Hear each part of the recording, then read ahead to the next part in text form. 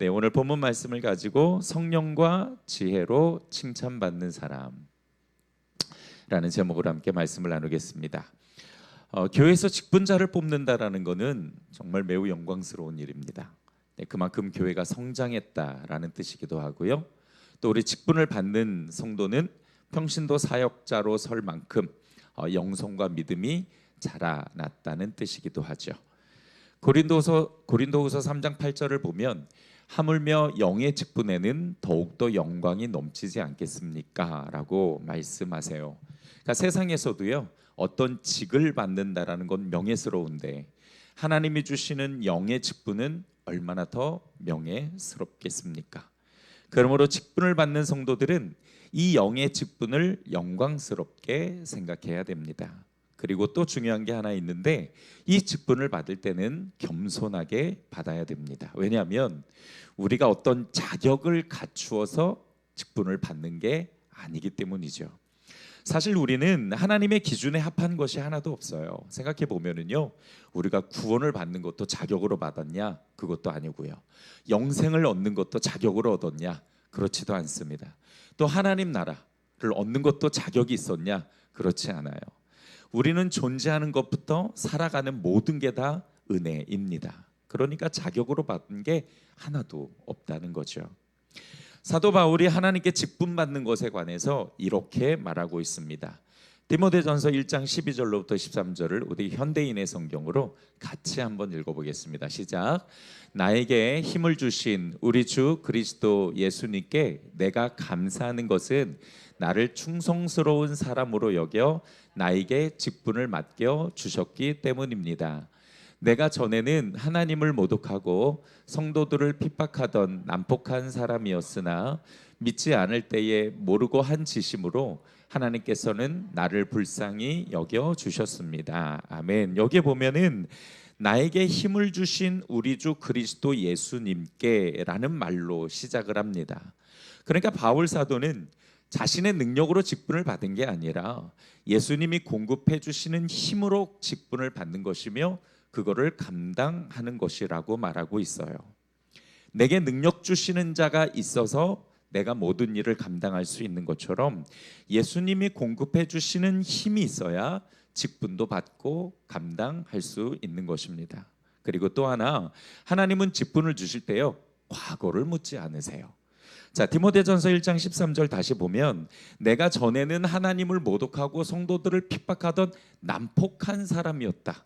과거를 고백하고 있지요. 바울이 사도가 되기 전에는 그리스도인들을 잡아다 죽이는 사람이었습니다.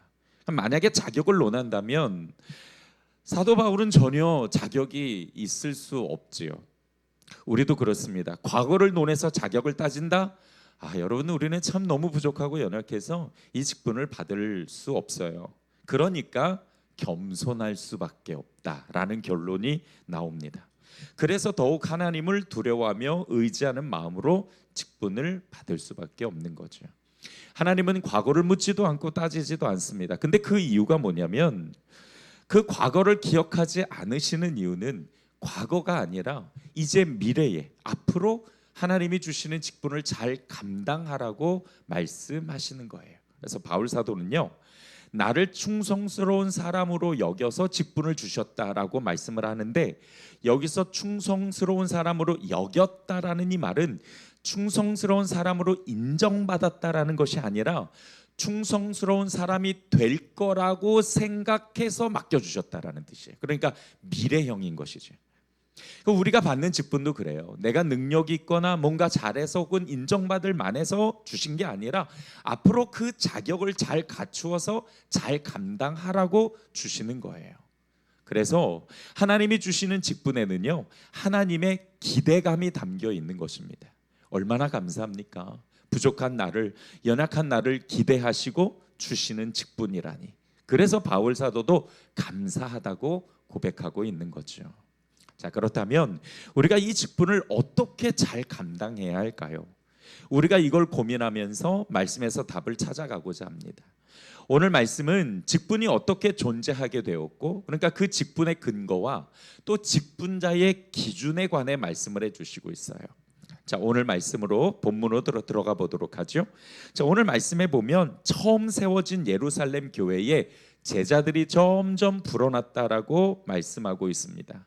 점점 불어났다라는 건 예수를 그리스도로 고백하고 예수의 길을 따르겠다라고 작정한 그리스도인들이 많아졌다라는 뜻입니다. 얼마나 귀하고 얼마나 은혜로운 일입니까?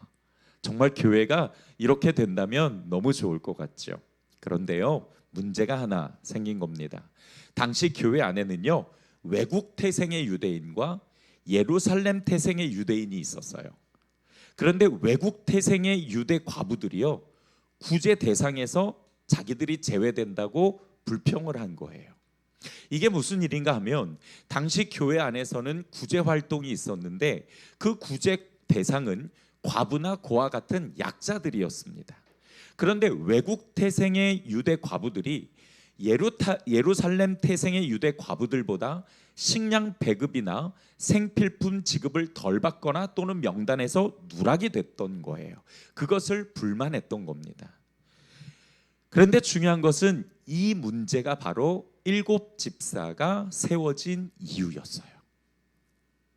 당시 예루살렘 교회는 최소 2만 명의 성도가 있었던 걸로 추정됩니다. 그런데 그 많은 사람을 12명의 사도들이 관리를 하고 있었죠. 당연히 문제가 생길 수밖에 없는 구조였습니다. 사도의 사명은 말씀을 전하고 가르치는 거죠. 근데 그 사역만 하더라도 사실 버거웠을 텐데 이 사도들이 구제 사역까지 하려니까 역부족이었던 거예요. 그래서 여기서 문제가 생기기 시작했던 겁니다. 그래서 사도들의 사역을 돕기 위해 사도들의 권한을 위임받은 사람이 직분자로 세워지기 시작한 겁니다. 자, 그런데 오늘 본문에 보면 집사라는 말은 없어요. 그냥 7사람을 뽑았다라고 말하는데 나중에 성경에는 이 사람들을 집사라고 명명하고 있습니다. 아무튼 오늘 우리가 이해하기 쉽게 통상적으로 직분자로 뽑힌 7사람을 집사라고 부르겠습니다. 여기서 집사는 지금 우리가 얘기하는 그런 집사가 아니라 직분을 받은 모든 사람을 지칭하는 걸 이야기합니다. 그래서 집사의 사명이 뭐냐? 왜 집사를 뽑았냐? 사도들의 사역을 위임받아 그 사도들을 돕기 위해서 뽑혔다라는 거예요. 자, 그렇다면 직분자를 세우는 이유가 무엇인지 분명하게 알 수 있죠. 직분자를 세우는 이유는 목회자의 사역을 돕기 위한 겁니다. 목회자의 동역자로 세우는 거예요. 하나님께서 장로로, 안수집사로, 권사로, 서리집사로 세우시는 이유가 뭐냐? 목회자의 사역을 위임받아 교회를 섬기는 거예요. 그래서 오늘 말씀에도 7명이 사도들의 안수를 받아서 세워지는 것을 보게 되죠. 안수받는다라는 건 뭐냐면 위임한다라는 뜻이에요. 사도들의 사역 일부를 위임해서 사도들과 함께 하나님의 일을 감당하는 겁니다. 이 안수라는 단어가 어디에 나오냐면 구약 성경에 모세가 여호수아에게 자신의 역할을, 자신의 사명을 위임할 때에 나오는 단어예요. 그러니까 이 모세도 여호수아에게 자신의 위치를 물려줄 때에 안수를 했거든요. 마찬가지로 이 7집사가 사도들의 안수를 받는 건 그 사도들의 권한을 일부 받아서 그 사도들의 역할을 하기 위함인 것입니다. 그래서 여러분 총회 헌법에 보면 장로와 안수집사의 의의에 관해서 이렇게 기술되어 있어요. 담임 교역자의 목회를 협력하여. 그리고 권사의 의의에는 담임 목사를 받들어 교회에 봉사하며. 이렇게 기술되어 있어요. 이게 직분자의 첫 번째 나오는 문구입니다. 그러니까 직분자는 목회자와 함께 하나님이 주신 비전과 목회자의 목회 철학을 같이 이루어 나가는 사람이라는 뜻인 겁니다. 직분자로 세워지는 성도들, 또 직분을 가지고 계신 우리 성도님들 꼭 기억해 주세요. 여러분이 세워지는 이유는 목회자의 목회 사역을 돕기 위한 겁니다. 그래서 목회자의 목회 철학과 하나님이 주신 비전을 분명하게 이해하고 그 마음에 가지고 있어야 하는 것이죠. 자, 그런데 이렇게 말씀을 드리면 목회자가 꽤나 뭐나 되는 사람처럼 느껴지죠. 그렇지 않습니다. 대단한 사람이어서 돕는 사람을 뽑는 게 아니라 혼자서는 이 사역을 감당할 수 없는 정말 부족한 사람이기 때문이에요. 저는 이 부분을 강조하고 싶어요. 정말 연약하고 부족한 사람이라 돕는 사람이 필요한 거예요. 제가 능력이 많으면 좋은데 그렇지 못해요. 혼자서 많은 성도들을 다 돌보고 가르치는 거 힘듭니다. 거기다 조직까지 운영하는 건 너무 어렵죠. 그래서 직분자를 세우는 겁니다. 부족해서 그 부족한 걸 채워주라고 직분자를 세우시는 거예요. 여러분 구약 성경에도 보게 되면은 모세가 100부장, 50부장, 10부장을 세우는 것을 보게 되죠. 왜 세우냐? 모세가 혼자 그 많은 이스라엘 백성들을 다 감당할 수 없으니까, 다 재판할 수 없으니까 그 돕는 자들을 세워서 함께 그 사역을 감당하는 것을 보게 됩니다. 오늘 본문 말씀에도 사도들이 사역을 제대로 못하니까 결국에서는 문제가 생기고 그 문제를 해결하기 위해 집사들을 세우잖아요. 마찬가지예요. 목회자가 혼자 사역을 다 감당할 수 없으니까 도우라고, 그 사역을 같이 하라고 직분자를 세워주시는 겁니다. 그러므로 직분자 여러분, 제가 꼭 부탁드려요. 목회자의 부족함이 보이면 비난하기보다는 여러분이 부족한 부분을 어떻게 보완할 것인가를 고민하면서 기도해 주시고 함께 동역해 주셔야 합니다. 이것이 하나님이 여러분을 세웠고 그리고 세우는 이유입니다. 자, 그리고 오늘 본문 말씀에 보면 한 가지 독특한 점을 발견할 수 있는데요. 사도들의 사역을 돕는 자를 뽑는데 사도들이 뽑지 않아요. 성도들이 뽑아요. 자, 3절을 한번 보도록 하죠. 형제들아 너희 가운데서 성령과 지혜가 충만하여 칭찬받는 사람 7을 택하라. 우리가 이 일을 그들에게 맡기겠다. 자, 그러니까 사도들이 자신의 사역을 맡길 사람을 뽑는데 사도들이 뽑지 않아요. 성도들이 뽑아요. 왜 그럴까요? 사도들이 자신을 돕는 사람을 선택해야 되니까 당연히 사도들이 뽑아도 되는데 그렇지 않아요. 그 이유가 뭐냐? 리더를 뽑는 일이기 때문입니다. 직분자는 청지기 사역이에요. 이 청지기 사역에 관해서 제가 다음 설교 때 말씀을 드릴 건데, 이 청지기는 매니저입니다. 관리자예요. 그러니까는 다시 말해 성도들을 이 리더가 해야 될 일은 뭐냐면 우리 성도들을 하나님이 계신 곳으로 이끌어 가야 될 사람이에요. 그 영향력을 받아서 성도들을 하나님이 계신 곳으로 이끌어가는 게 영적 리더의 역할이에요. 그러니까 성도들이 보기에 리더를 할 만한 성품과 자질이 있다고 판단되어야 성도들로부터 인정받고 영향력을 받을 수 있는 거죠. 그래서 사도들이 뽑는 게 아니라 성도들이 뽑는 거예요. 자, 그렇다면 어떤 사람을 뽑아야 될까요? 우리가 이제 2주 후에 후보자들을 중에서 이제 동역자들을 뽑아야 되는데, 오늘 말씀에 보게 되면 성령과 지혜가 충만하여 칭찬받는 사람을 뽑으라고 명확한 기준을 말씀해 주시고 있어요. 이 세 가지가 직분자를 뽑는 기준이에요. 자, 구체적으로 어떤 건지 우리가 잠깐씩 좀 살펴볼게요. 첫 번째로 성령이 충만한 사람을 뽑아야 됩니다. 따라서 합시다. 성령이 충만한 사람. 여기서 성령이 충만하다라는 것은 무슨 뜻이냐면 불로 이게 아니라 성령의 열매가 나타나는 사람. 여러분, 성령의 9가지 열매는요, 아시죠? 성령의 9가지 열매는 성숙한 인격으로 만들어지는 열매예요.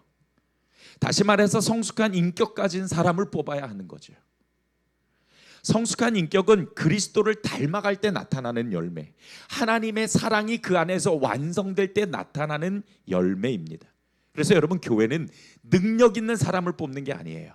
그리스도를 닮아가는 사람을 영적 리더로 뽑아야 되는 거죠. 그것이 성경이 말하는 영적 리더의 기준입니다.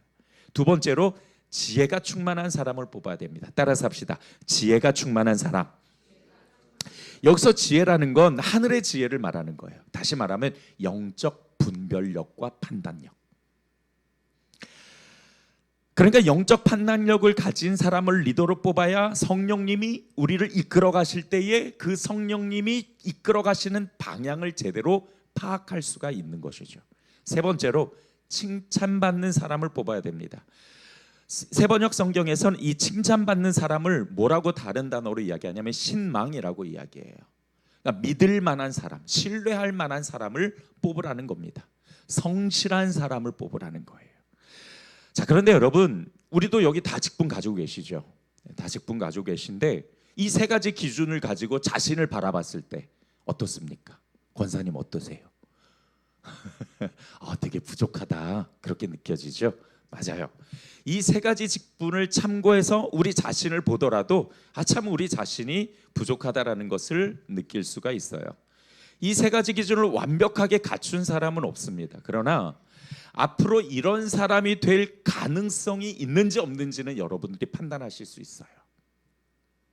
여러분이 직분자를 뽑을 때 이 세 가지 기준을 참고하시고 기도하시면서 투표하시면 좋겠죠.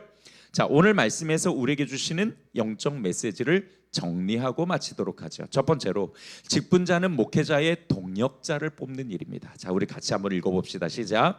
직분자는 목회자의 동역자를 뽑는 일이에요. 자, 3절 다시 한번 볼게요. 형제들아, 너희 가운데서 성령과 지혜가 충만하여 칭찬받는 사람 7을 택하라. 우리가 이 일을 그들에게 맡기겠다. 그래서 여러분, 직분과 은사는 같을 수도 있지만 다를 수도 있어요. 그래서 은사는 우리 성도들 각자 개인에게 성령님께서 특별하게 주신 능력이고, 직분자는 청지기로서 목회자를 돕는 사역을 함께하는 사람입니다. 그래서 직분자는 목회자의 사역을 위임받아 목회자의 사역을 함께 감당하게 되는 것이죠. 하나님이 우리 교회에 주신 비전과 또 그 비전을 이루기 위해 목회 철학을 바르게 이해하고 목회자의 부족한 부분을 협력하여 하나님이 세우신 교회를 섬기게 되는 것입니다. 사도 바울의 목회 사역을 보면은요, 항상 그 옆에 돕는 동역자들이 있었어요. 예를 들어서 디모데, 살라, 누가, 바나바, 아굴라와 브리스길라, 디도, 에바브로디도, 아리스다고, 드로비모, 두기고, 에바브라, 아볼로 등 많은 사람의 이름이 성경에 언급돼요. 그 외에도 더 동역자가 있었고요. 사도 바울의 사역은 혼자 감당한 사역이 아닙니다. 고린도전서 3장 6절을 보더라도 그의 사역에 분류되어 있는 것을 보게 되는데요. 나는 심고 아볼로는 물을 주었습니다. 그러나 하나님께서 자라게 하셨습니다. 사도 바울은 복음을 심었어요. 그리고 심겨진 그 복음을 자라나게 하는 역할은 아볼로가 한 거예요. 이렇게 모든 사역들은 함께 협력해서 하게 되는 겁니다. 그 함께하는 사람을 세우는 것이 바로 직분자를 세우는 거예요. 여러분이 직분을 받았다는 것, 또 여러분이 직분을 받는다라는 것은 분명한 하나님의 계획과 뜻이 있다라는 걸 기억하셔서 함께 그 일을, 그 뜻을, 그 하나님의 계획을 이루어가기 위해 목회자와 함께 협력해서 하나님이 세우신 새한교회를 건강하게 세워가는 동역자가 되기를 주님의 이름으로 축복합니다. 두 번째, 직분자는 성령과 지혜가 충만하여 칭찬받는 사람이 되어야 합니다. 이 세 가지 직분자가 갖춰야 될 기준은 앞서 말씀드린 것처럼 완벽하게 충족하는 사람은 없을 거예요. 그렇다고 이 기준을 하향시키는 것도 안 되죠. 이거는 예수님이 말씀하신 기준이니까. 그렇다면 어떻게 해야 되냐?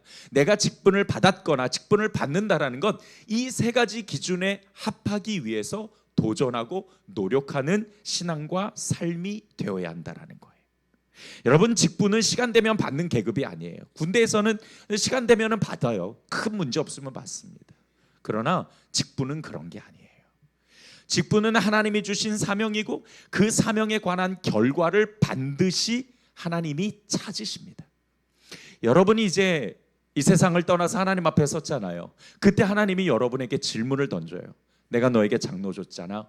내가 너에게 한수입사 줬잖아. 권사 줬잖아. 집사 줬잖아. 그거 어떤 열매 맺었는지 나한테 한번 정산해봐. 그럼 뭐라고 대답하실 거예요? 직분은 가지고 있는 게 아닙니다. 직분은 명칭이 아니에요. 나는 이거를 반드시 하나님께서 가지고 계신 그 계획과 뜻에 따라 완수해야 되는 겁니다. 완성해 나가야 되는 거예요. 그 사명이 우리 가운데 있다는 것이죠.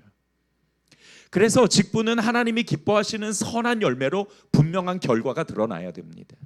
하나님이 주신 사명과 역할로 교회를 건강하게 세우고 하나님이 주신 비전을 목회자와 함께 이루어 나가야 돼요.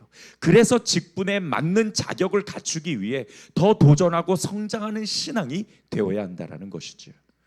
직분에는 나를 향한 하나님의 계획과 뜻이 담겨 있습니다. 지금은 우리가 자격이 없지만 그러나 그 자격을 갖추기 위해서 우리가 더 완성될 수 있도록 도전하고 성숙해 간다면 하나님이 기뻐하시는 사역자가 될 수 있을 것입니다. 마지막 세 번째로 직분자를 잘 세웠을 때 교회가 부흥하게 됩니다. 자, 오늘 7절 말씀을 한번 보도록 하죠. 하나님의 말씀이 점점 왕성하여 예루살렘에 있는 제자의 수가 더 심히 많아지고 허다한 제사장의 무리도 이도에 복종하니라. 7집사를 세우고 나니까 교회에 변화가 있었어요. 어떤 변화가 있었냐? 첫째는 말씀이 더 왕성해지고, 두 번째로는 제자의 수가 더 많아지고, 세 번째로는 제사장의 무리가 예수 그리스도의 말씀에 복종하는 숫자가 많아졌어요. 네, 여러분, 왜 말씀이 왕성해졌을까요? 이전에는 사도들이 구제 사역을 하느냐고 말씀 사역을 제대로 집중하지 못했던 거예요. 목회자가 오직 말씀 사역을 통해서 성도들을 바르게 가르치고 세워서 하나님 나라를 준비시켜야 되는 거잖아요. 그게 목회자의 사역인데 다른 사역에 정신이 없으니까 그동안 말씀이 왕성해지지 못했는데, 7집사가 세워지고 나서 이제 목회자가 말씀 사역에 집중할 수 있다 보니까 말씀이 교회에 왕성해진 거예요. 그 말씀이 왕성해지는 결과가 뭐냐? 그리스도의 길을 쫓아가겠다라는 제자의 수가 점점 더 많아진 거죠. 근데 거기서 끝나는 것이 아니라 제사장조차 이 도에 복종했다라고 말씀하시는데, 여러분, 제사장이 예수를 믿는다, 당시에 예수를 믿는다라는 것은요, 이거는 이렇게 표현할 수 있어요. 천지가 개벽하는 거, 말도 안 되는 일이에요. 제사장들이 예수를 믿기 위해서는 그동안 자신이 지켜왔던 율법과 전통을 다 버려야만 됐습니다. 근데 그게 쉽냐? 자신이 그동안 쌓아왔던 그 내력들을 다 버려야 되는 게 너무 어려운 일이거든요. 근데 그 말씀의 능력이 너무 세다 보니까 그것까지 가능했던 거예요. 결국 교회가 가장 교회되는 모습은 말씀으로부터 시작해서 말씀이 왕성해지는 거예요. 이 사역을 목회자가 하는 것이고, 목회자가 다 할 수 없는 사역을 직분자들이 함께 협력하고 도와서 교회를 세워나가는 것입니다. 그래서 여러분, 목회자가 목회자의 사명을 잘 감당하고 직분자가 직분자의 사명을 잘 감당할 때 교회에 평화가 오고 교회의 부흥이 시작되는 거예요. 그래서 직분자를 세우는 것은 정말 중요하고 교회가 부흥하는 시작점이기도 합니다. 우리 세안교회가 이번 임직식을 통해 더 부흥하는 교회가 되기를 주님의 이름으로 축복합니다. 말씀을 정리하죠. 하나님이 왜 교회 직분자를 세우셨는가? 계급이냐? 아닙니다. 절대 그런 의미 아니에요. 직분자를 세우는 이유는 오직 목회자의 사역을 돕는 동역자로 세움을 받는 것. 꼭 말씀드립니다. 다시 한번 제가 반복해서 말씀드립니다. 목회자의 부족한 부분이 보이면 비난하지 마시고, 내가 이거를 어떻게 도울 것인가, 내가 어떻게 기도하며 협력할 것인가를 고민해 주셔야지. 저는 더 이상 이제 우리 교회가 송목사가 저 얼마나 부족하고 연약해요. 못하는 것도 많고. 그러나 제게 맡겨주신 사명은 오직 여러분을 말씀으로 바르게 세우고 하나님 나라를 준비시키는 거니까, 그거는 제가 은사로 받은 거고 제가 잘할 수 있으니까, 그 외에 부족한 부분이 보이면 이제 제발 좀 비난하지 마시고 더 이상 부족한 것들이 드러나지 않도록 여러분이 함께 협력하여서 세워주실 수 있기를 주님의 이름으로 축복합니다. 그러한 역할로 우리 직분자들이 세워졌고 직분자들이 세워져야 됩니다. 제가 너무 강조했나요? 네, 웃으시는 분들이 계셔서 네, 강조하려고 한 거는 아니에요. 강조하려고 한 건 아니고요. 속상한 부분이 있어서 그런 겁니다. 자, 그 다음에 두 번째로는 분명한 우리에게는 기준이 있습니다. 그런데 우리가 자격을 갖추어서 받은 사명이 아니니까 우리가 자격을 갖추기 위해 더 도전하고 그래서 더 노력해야 된다라는 것이죠. 마지막으로 직분자가 잘 세워졌을 때 교회가 부흥한다라는 것, 여러분 꼭 기억해 주시고, 이제 우리 세안교회가 임직식을 합니다. 너무 의미 있는 일이에요. 이 은혜가 하나님께 영광이 되고 세안교회가 건강하게 세워지는 역사의 시작점이 되기를 주님의 이름으로 축복합니다. 좋으신 아버지 하나님, 오늘 말씀을 통해서 왜 하나님이 직분자를 세우시는가, 이 직분을 우리가 어떻게 감당해야 되는가를 우리가 함께 나눴습니다. 오늘 성령님께서 귀한 은혜와 능력을 함께 주시고 우리 또 말씀을 함께 나누는 성도들이 이제 목회자의 동역자가 되어서 하나님의 뜻을 함께 이루고 또 하나님께서 우리에게 주신 그 비전을 같이 이뤄나가며 또 또 목회의 철학을 잘 이해하고 우리가 함께 하나 되어 주의 뜻을 반드시 완성할 수 있도록 인도하여 주시옵소서. 감사드리고 예수님의 이름으로 축복하오며 기도드렸습니다. 아멘.